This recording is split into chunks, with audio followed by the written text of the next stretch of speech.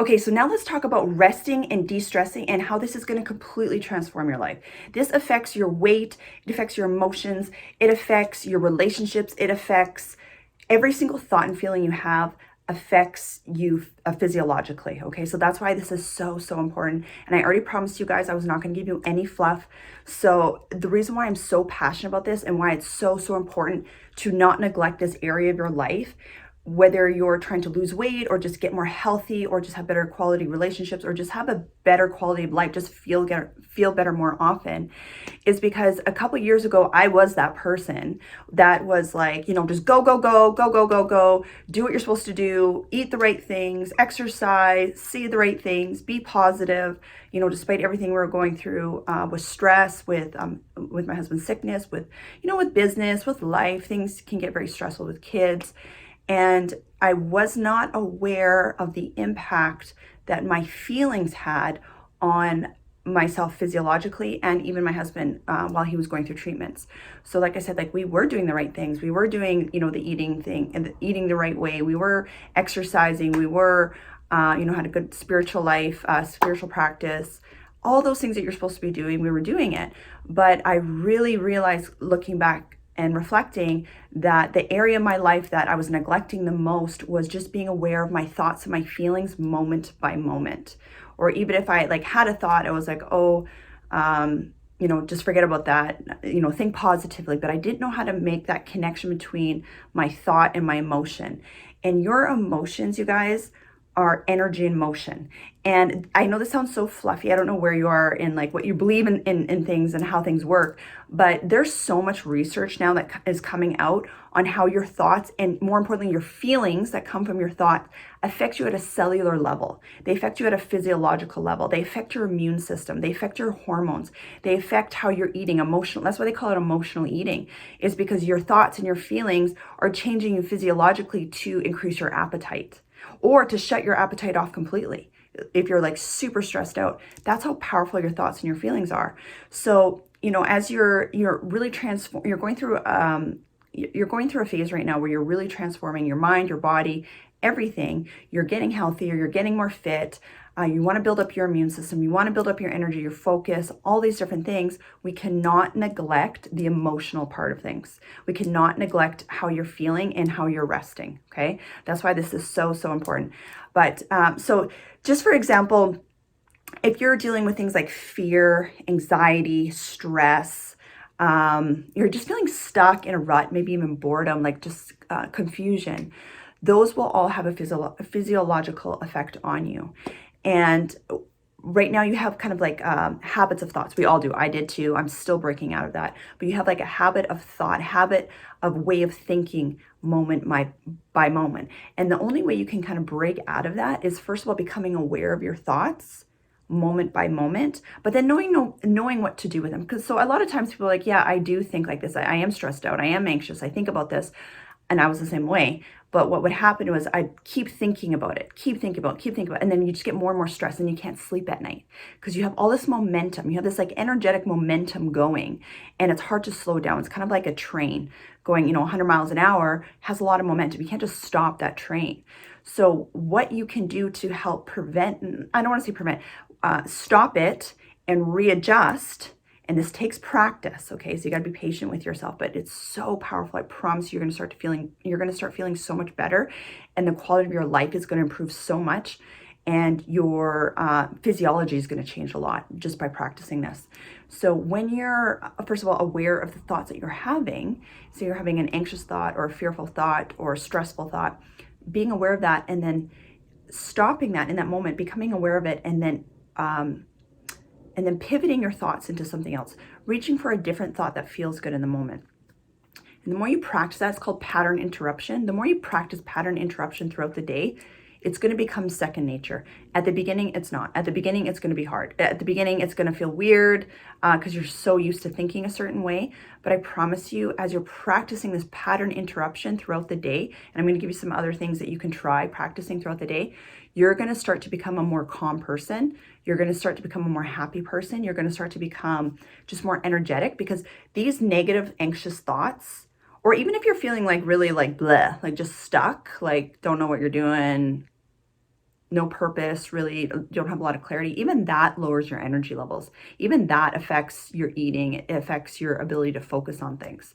They're like, all those thoughts are like very low energy thoughts and feelings. So once you become aware of these thoughts and feelings and then start interrupting them and going for something that makes you feel good in that moment, and you keep practicing that over and over again, that's going to be your new way of thinking. And people always say to me, oh my God, Natasha, your energy, you're always so happy, you're always so jolly, you're always so like, how are you like this? And I wasn't like that before. I told you guys before, I was so anxious all the time. I had a hard time sleeping, all these things. But I just became so intentional at these pattern interruptions of my thoughts and starting to practice good feeling thoughts that it became second nature.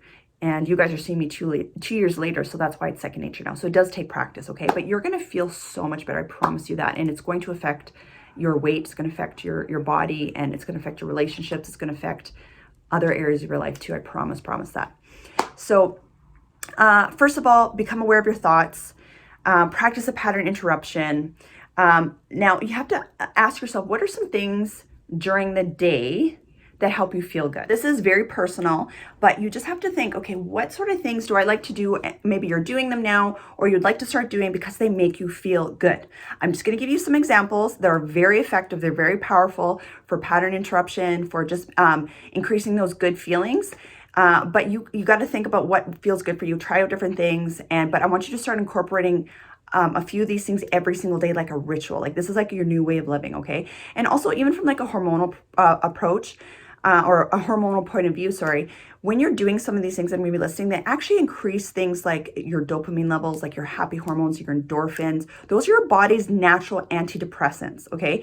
And when you're feeling good, you're less likely to have those junk food cravings or emotionally eat. It boosts your immune system. It completely changes your whole energy. Like the people around you are going to feel different just based on how you're feeling. Okay, so some examples are listening to good music. That is probably like the most basic but most powerful way to interrupt how you're feeling in the moment. I remember when I was so depressed, so overwhelmed, I couldn't even like really do anything. But one thing I could do was put on some of my favorite music and just like kind of dance. Okay, so that in itself will start changing your hormones. So listening to good music every day. Audios, huge. I don't know if you like to watch things on YouTube or on podcasts like Spotify, stuff like that. Something that's inspirational and things that help you to grow. Anytime you're doing any sort of self-development, anything, it also increases, you do get those dopamine hits. You do. So it's going to change you at a hormonal level as well. So what are some new podcasts you can listen to, or some new inspirational YouTube channels that you could be watching? Make sure it's making you feel good and it's uplifting you and it's not making you feel bad about yourself, okay? Things like meditation. There's so many different ways to meditate. I won't get into that. You do have to do what works for you. If you have more questions about meditation, then let me know and I can guide you there. Meditation is not what you think it is too. A lot of people think like, oh, I just got to go empty my mind. There's lots of different, you actually are already meditating, you're just not aware of it. That's why you get some of the best ideas while you're showering or while you're driving or while you're doing the dishes, because your mind is not focused on anything. You're just focusing on what you're doing, and you're allowed, and then in those moments you receive inspirational thoughts and ideas. Okay, that's literally a form of meditation.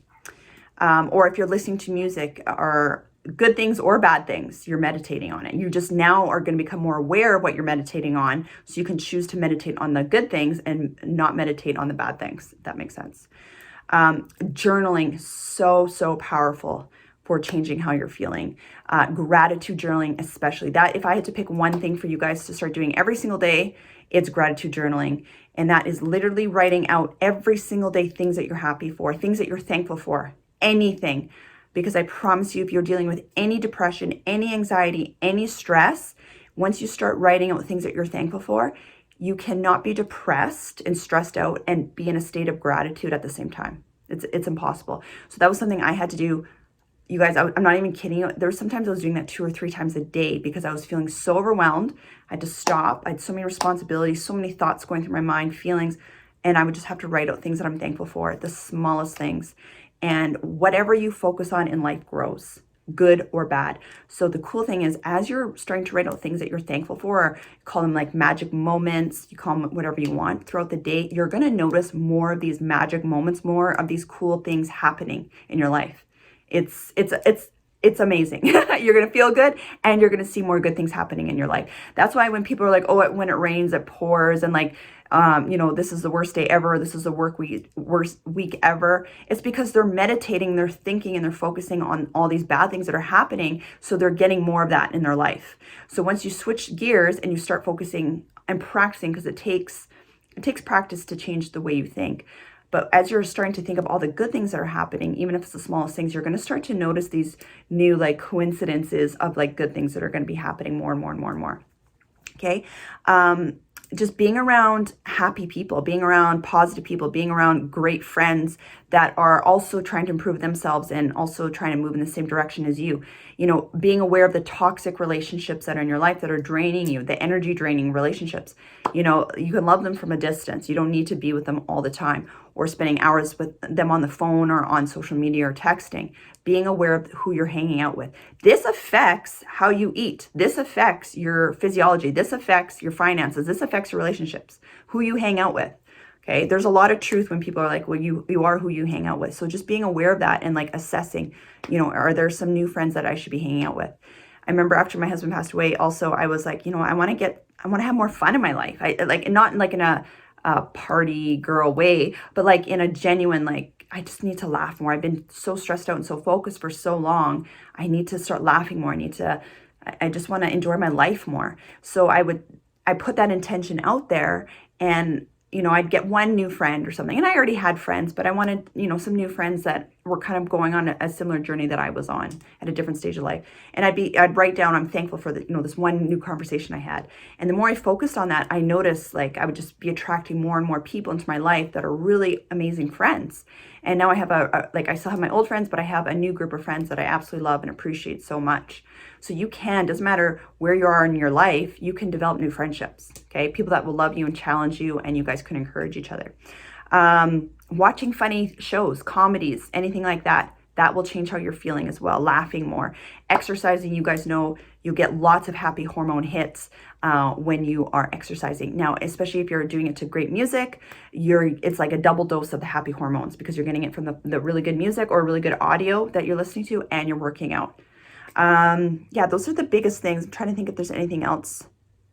Just doing something new, having a new thing that you want to try, maybe dancing or, I don't know, new adventure that you want to do, just doing stuff like that will also help change how you feel.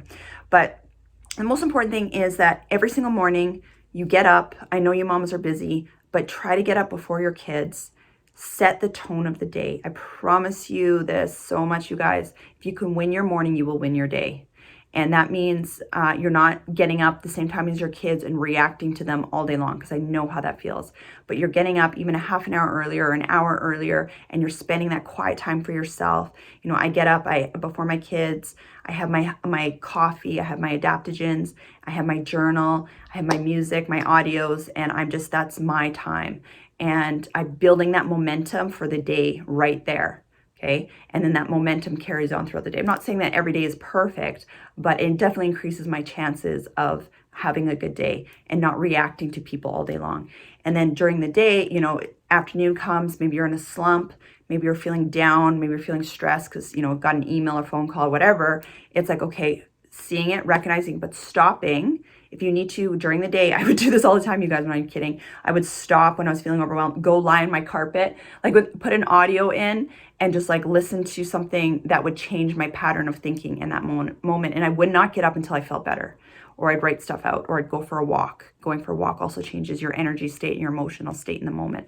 But don't allow yourself to feel bad for a long period of time. If you feel bad, that's okay. Allow it to happen, but don't let that drag on for half the day. Stop it and go do something different until you feel better, and then continue. This is so powerful, you guys, okay? Because that's what's going to prevent you from doing the emotional eating later on in the evening. Okay, so now that you've picked a few things that you can commit to, and you're going to start doing that in the morning before you get up, okay? Super important. Then you have kind of a list of things that you could do during the day if you need to kind of help you get refocused.